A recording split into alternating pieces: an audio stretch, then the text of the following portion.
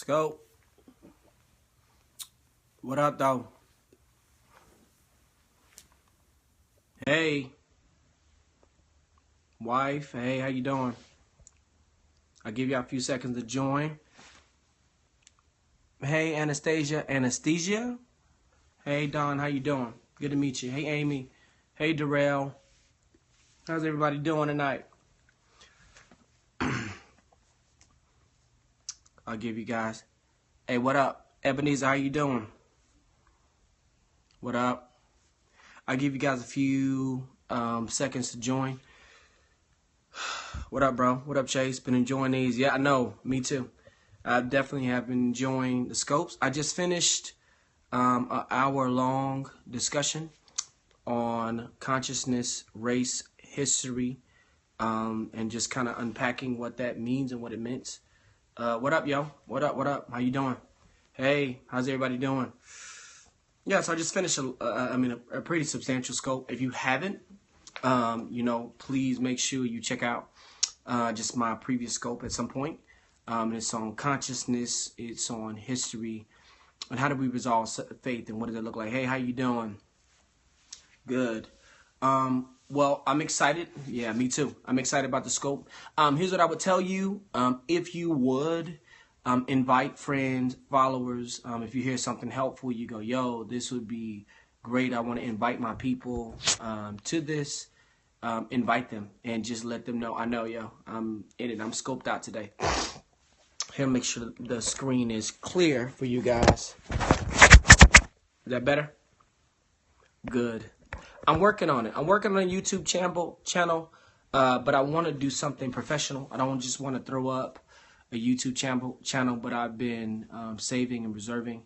And so when you see the scopes, it'll be just, well done and done well, whatnot. So, again, I'll introduce myself. Again, my name is BJ Thompson. I am a Dallas native. I'm not a Cowboys fan. Shout out to the Cowboys and, Dez, anybody may be watching this. Shout out to you, but I'm not a Cowboys fan. But I love the city of Dallas. I'm definitely a native there. Been married for 13 years to my wife, Vanja. We have 3 children, 12, 8, and 6. And, man, I just love my family. Thankful. I'm super thankful for them. Man, they bless me. But, yo, I've realized probably over the last 13 years or so that, man, when it comes to relationships, I spent at least 22 years having zero idea of what a healthy relationship was. And I assumed that somehow that becoming a Christian, getting involved in the faith community would just kind of resolve all of the misnomers and even the things that I had done prior to marriage. And so, one thing that I'm passionate about is serving couples. I work as a director at Build a Better Us. You can check us out, buildabetterus.com. And we do conferences, small groups, and helpful tools for couples. And I serve as the executive director of the organization. Really what that means is I go out and talk about what that means and do a lot of counseling with couples. I'm involved in a small group. I do a lot of conferences. I'll be around the nation this year. I've done it for the last 3 years or so. We've just gone all over the U.S. And just praying that God will open up more doors internationally to partner with people. But my burden is to see people exist in relationships in a way that is substantial, is decoding. Yep, buildabetterus.com decodes a lot of the assumptions that we have about relationships and really begins to address some of the misnomers. Let me just give you a little bit about me. I've been married for 13 years, but prior to marriage, I was what you would consider a serial dater. Just been in a bunch of relationships. From relationship to relationship, with person to person. I know it's holidays. Y'all know how it is, holiday boo. And you bring your holiday boo over to your family to meet because, you just want to let them know, you got somebody. You're not by yourself and you connected to somebody, right? And I've been through that. I've been through that tons of times. Had great situations, had some terrible situations. But honestly, what I realized was I didn't know what I was doing. And I spent 24 years of not knowing what I was doing, even as a married man, right?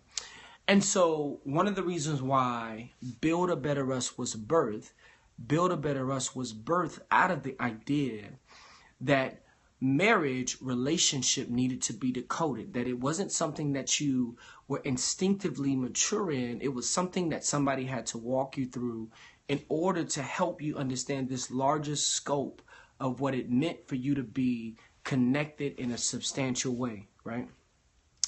And so I spent just the first few years of marriage upside down, struggling, not happy, not wanting to be there, not being in a situation where I felt confident about the future, still struggling with, some of the past things that I had done, and trying to put those things together. Well, as I began to grow and to begin to share and to begin to go to counseling and begin to confess and to begin to really look at my past, I realized, it's not just me. There is an entire group of people all over the world who are either married, who are single, who are, in a complicated situation. And man, this just makes no sense. It just makes no sense at all. And they're just kind of existing in these scars. They're not able to really feel alive with the relationship anymore. And so, as I began to go on my journey, just begin to share with other people, bring people into that journey. And what I recognized was that a lot of that journey, as I was learning, was beginning to benefit other people. And so, I want to share something tonight as it relates to not just dealing with your past, but being able to deal with your heart. All right. So I'll just encourage you, if this is helpful, if you go, somebody needs to hear this, share it. Just share, that reality, because we just need it, and we have to help each other. Like, more and more, the older I get, I recognize that we have to help each other, that we're not just living on our own, right? And so let me say something. Today I was reading a post by a prominent figure, and he just talked about an abuse that happened when he was a child. And when I initially read it, and I just kind of read the responses from it, it broke my heart. Like, I read that this adult had experienced an adult touching them inappropriately as a child. And then I began to connect the pieces of some of the way they talked about the way they connected in relationships. And I go, part of the reason why you are connected in the way you are relationally as an adult is because you were abused as a child. And in your formative years, you were trying to make sense of this abuse. And then you begin to connect to other people in a way that reflected a distorted love, right? And so again, our past is important, right? It doesn't have to define us, but it shapes us. And so when I think about this idea of my life, the things I've been through, a lot of times I'm being told, and you've been told, your past doesn't matter. Just forget it. It is what it is. It happened. Get over it. Not a big deal. When the reality is, if you and I don't learn how to turn and face the past, turn and confront the past, we'll find ourselves repeating the past and bringing those same wounds into new situations, into new scenarios, onto our children, and imposing those things simply because we just haven't dealt with them, right? And so the first thing I would say is your past matters, right? It isn't everything, but it matters. And it's one of those things where if you don't deal with it, you'll find that it begins to consume different areas of your life. And so here's something that I've seen with some of us. So I do a lot of counseling, and I wasn't trying to get into counseling. I just end up coincidentally getting into counseling because I was like, hey, I think I know a little bit about this. And I begin to have people share with me. And as they begin to share with me, they begin to share stuff like this. They go, hey, I just turned 40 and I'm having panic attacks. I can't sleep. I have great growing anxiety. I find myself in a situation that is always fragile. I am always anxious and I'm fearful. And I go, what happened? Why are you just not feeling this? Well, I don't know. I'm just now starting to feel this. And then as we begin to go into counseling and begin to talk about some of the underlying issues beyond the anxiety and the panic, here's what we find out. There were issues that occurred either in your formative years or in that person's teenage years or in a person's, early 20s that created this great fear for them to face some of the things that they're facing right now at the age of 40. And that thing that they thought that they were going to escape, or that thing that they assumed would just go away, end up catching up with them, right? And so here's what I would say off the jump, right?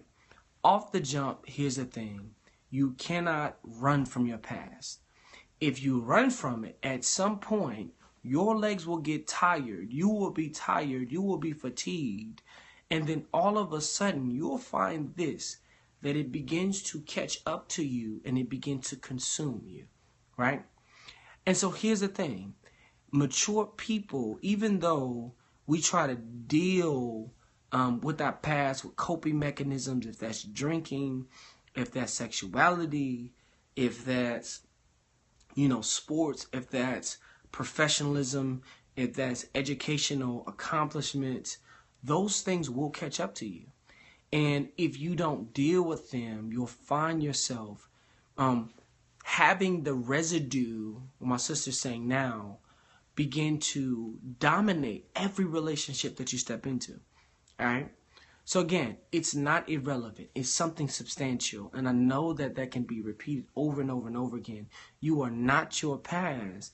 But the reality is, if you don't confront your past will begin to step into the arenas of your life and dictate and dominate new relationships and new situations, right?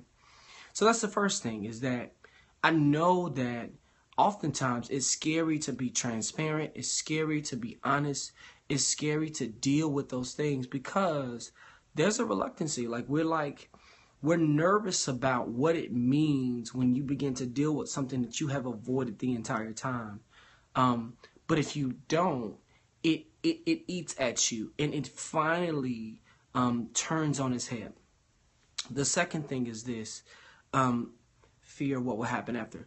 I'm gonna go one other thing. Please get some questions ready because I want to answer questions from you as well. I don't want to just give topics, but I want to deal with something else. Let me deal with the topic of growing apart. All right, can I deal with that tonight? And that may be you. That may be your husband, wife. It may be whatever those things may be. Okay, let me just speak into the issue of growing apart. All right. So I do, friends as well. All right. So I do a lot of counseling, and a lot of my counseling comes from just the things that I have to deal with, the struggles that I have to wrestle with, but also wrestling and loving on other people. And I'll never forget getting couples, who have been married a couple of decades, go, man, I'm just done. I no longer love this person. And I'm ready to leave. I'm ready to divorce them. I'm ready to move on with my life. I'm ready to stop hurting. I'm ready to get past the pain. I'm ready to get whatever those things are to start a brand new relationship, right? Now, again, if you're single, if you're dating, this is a situation where maybe you need to forecast into the future to begin to consider. Maybe this isn't your present situation, but this is a very real situation. Again, if you find something extremely helpful and you go, man, I need to share this with this person. I want this person to hear this.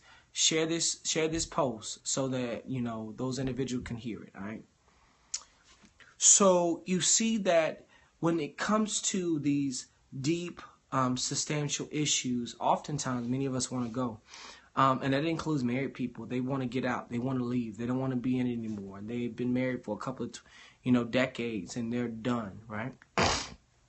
So here I am. I'm nosy because I want to know. I want to hear, what is it? Like, what is it that's so bad that's causing you to say that after, a couple of decades or even after 3 years, you want to leave? And here's what I find out. You know what? The last couple of years we've been together, man, I feel like we haven't been together.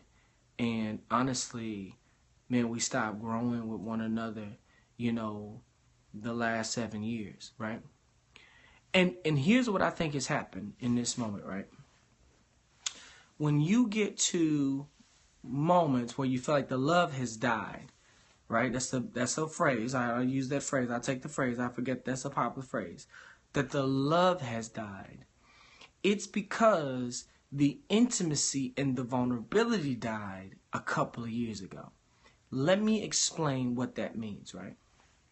So your affections, my affections, are like a fragile egg. All right, y'all seen those little races where you put like the egg on a little spoon and you're like running to try to make sure, you don't drop it. And if you are not careful, you can drop this fragile, beautiful thing and you can shatter it, right? Well, what happens in relationships is we present one another with each other's eggs, right? And that's our most fragile self, which is like our deepest vulnerability emotionally, our deepest vulnerability physically, our deepest vulnerability spiritually, our deepest vulnerability sexually. So we are connected to a person in the most deepest vulnerable state that we could ever be connected to a person in. And if they are not careful with how they treat our feelings, if they are not careful on how they treat our pains, if they're not careful in how they treat our affections, what happens to us? They end up crushing the most precious thing we have, right? When you crush the most precious thing that a person has, and you are unrelenting, you are unrepentant, you are unconscious of those things, what happens? They stop giving you vulnerability. They begin to remove from you this beautiful egg. They take away from the vulnerability that they are lending you. Why? Because none of us like to be hurt. None of us are okay with being let down, disappointed. None of us are okay with finding ourselves in situations where people are not valuing the things that we value. And what my sister is saying, we build a wall. That's what it's called. You begin to, what is called in counseling, you grow callous or hardened to the idea of being vulnerable with people, right? Now here's the thing that's dangerous with your spouse, right? So let's say you're married, okay? Let's not say boyfriend and girlfriend, because there are situations, boyfriend and girlfriend, when you go, you know what? This just isn't healthy and you don't deserve that, right? When you begin to build a wall on your spouse, now the person that rightfully deserves the egg or rightfully deserves your vulnerability no longer has it. And so here's what happens. You begin to grow what? You grow away from that person, right? So when we say the love has died, we really mean it. We mean that we stop sharing our fears, we stop sharing our excitements, we stop sharing our worries, we stop sharing our anxieties in a vulnerable state because we no longer trusted the person to be able to properly steward those things, right? So here's a couple of things. Let me just give you a couple of application points for you married folks. If you are married, right? Again, married. I have to speak into married couples. If you are married, here's what you have to do. You need to sit down with your spouse at the end of the bed in a non-confrontational moment and say, hey, can I talk to you? I am feeling this type of way. I'm not saying that you're trying to create this in me. I'm not accusing you of this. But I want to share these things with you of either a fear and an anxiety or whatever, because I love you and I have to be connected to you, right? Now again, as a husband and wife, that's your job, that's your duty, because you are married under a covenant, which is called marriage before you and God, and it is to be for life, right?